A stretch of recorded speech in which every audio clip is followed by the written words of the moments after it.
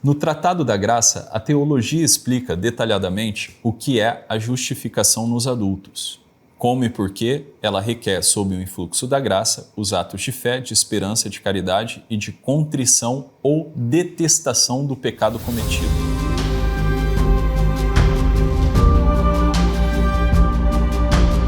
No Tratado da Graça, a teologia explica detalhadamente o que é a justificação nos adultos, como e por que ela requer, sob o influxo da graça, tá? Os atos de fé, de esperança, de caridade e de contrição ou detestação dos pecados cometidos. Então, como que se dá a justificação, digamos assim, o crescimento na graça de Deus para um adulto? Se dá através dos atos de fé, de esperança e de caridade e através dos atos de contrição que você faz, né? Então, por exemplo, rezar é você fazer atos de fé, esperança e amor a Deus. É claro? Então você vai ver que está intrínseco à liturgia, tá? É intrínseco à liturgia os atos de fé, esperança e caridade. Então lá na missa, né? Tem a entrada na missa. Aí o padre faz a saudação e aí você já tem o momento ali fugiu o nome agora. O momento do perdão ali, né? O confítero. Confítero, Deus onipotente, Beata Maria sempre Virgens, Beata Micael Arcanjo, minha culpa, minha máxima culpa, que é o ato de contrição, né? A confissão dos pecados. Aí o padre, ele dá a absolvição, né? Deus Pai Todo-Poderoso, rico amor e misericórdia, tenha compaixão de nós, perdoe os nossos pecados e nos conduz à vida eterna. Amém. Aí, glória.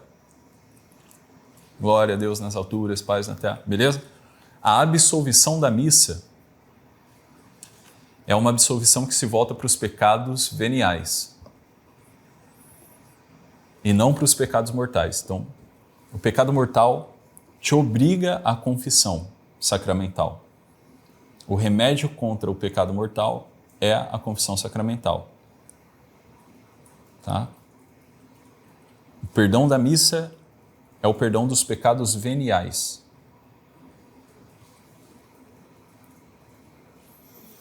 Então, olha só. Quando você reza o terço, você está fazendo um ato de fé. A oração é ato de fé, de esperança e de caridade. Qual outra forma também de você crescer na vida espiritual, né? Que é a justificação nos adultos?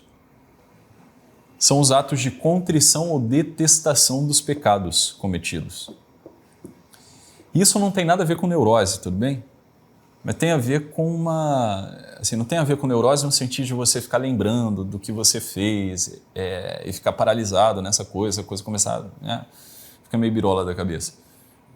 Mas é um ato sincero de reconhecimento de que você poderia ter amado a Deus no passado e não amou.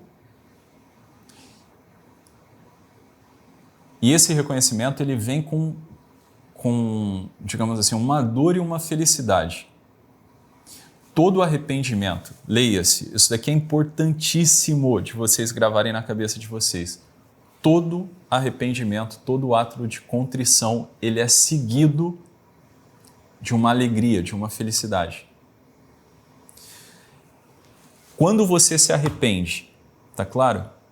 E a tua alma não se enche de esperança, quando você vai lá e se confessa, quando você sozinho no teu quarto faz um ato de contrição, dirigindo, faz um ato de contrição, lembra dos teus pecados e faz um ato de contrição, pede perdão a Deus, todas as vezes que você pede perdão a Deus e o teu coração, ele não se enche de esperança, gratidão amor verdadeiro,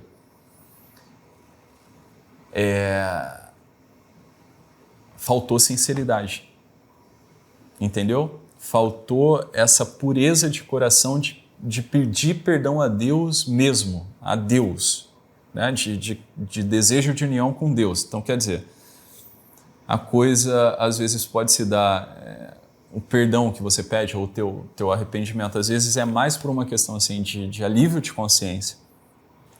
Então, a religião ela pode se converter nisso, numa coisa meio autocentrada, quando ela é mal compreendida. É uma coisa de alívio de consciência. Então eu sei que eu pequei e puta merda, ficar com esse peso de que eu posso ir pro inferno, de que eu fiz merda, de que eu manchei minha autoimagem diante de mim mesmo, é ruim pra caramba. Então, porra, preciso me confessar o quanto antes. Então veja, Tiago, essa confissão é válida? A confissão é válida quando você, por exemplo, você não quer ir pro inferno. Beleza? Tu não quer ir para o inferno. Isso é suficiente para a tua confissão ser válida e o teu arrependimento ser sincero. Você reconhece que tu fez merda, beleza? Que isso daqui coloca o teu coração em anteposição a Deus e que tu não quer morrer desse jeito. Tá com medo de ir para o inferno. Então tu vai lá se confessar. Isso é suficiente para a confissão, para o perdão ser um perdão válido. Tá claro? Agora, quer dizer, na confissão, tá? Na confissão, Deus não apenas perdoa os nossos pecados, mas Ele confere um aumento de graça. Porque o que a gente imagina que acontece na confissão? Tu foi lá, sujou os braços, né, de lama, etc. Tá meio sujo.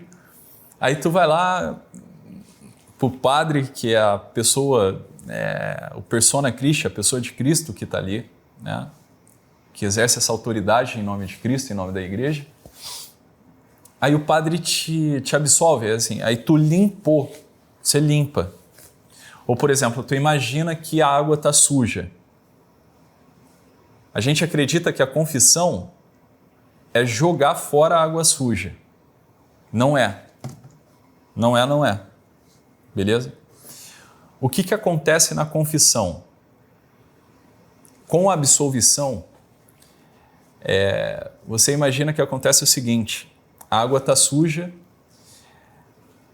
e aí existe uma descarga de graça que vai enchendo, tá? Todo o recipiente aqui, vamos imaginar que a garrafa é a alma. Vai enchendo todo esse recipiente de água até expurgar a água suja e toda a garrafa aqui, agora cheia, ficar com água limpa. Tá compreendendo?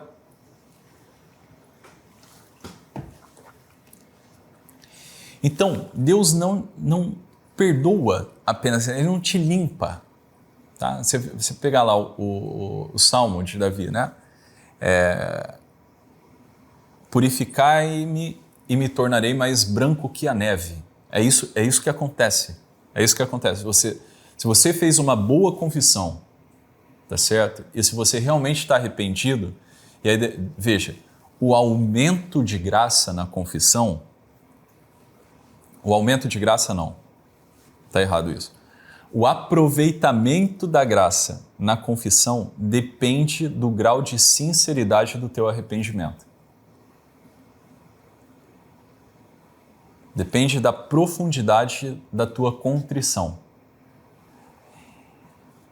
Então, se a gente está falando de uma contrição sincera, profunda, tá? Ou sei lá, uma contrição perfeita, a graça que você recebe na confissão, o aproveitamento depois que você tem dessa graça é infinitamente superior que o aproveitamento que você tem se você vai lá se confessar apenas por medo de ir para o inferno. Não que o medo do inferno ou o reconhecimento do teu delito não seja suficiente para você receber o perdão de Deus, ele é suficiente, mas o aproveitamento da graça sacramental é menor. Tá entendendo? Quer dizer, tu tá insensível, né, ao movimento da graça.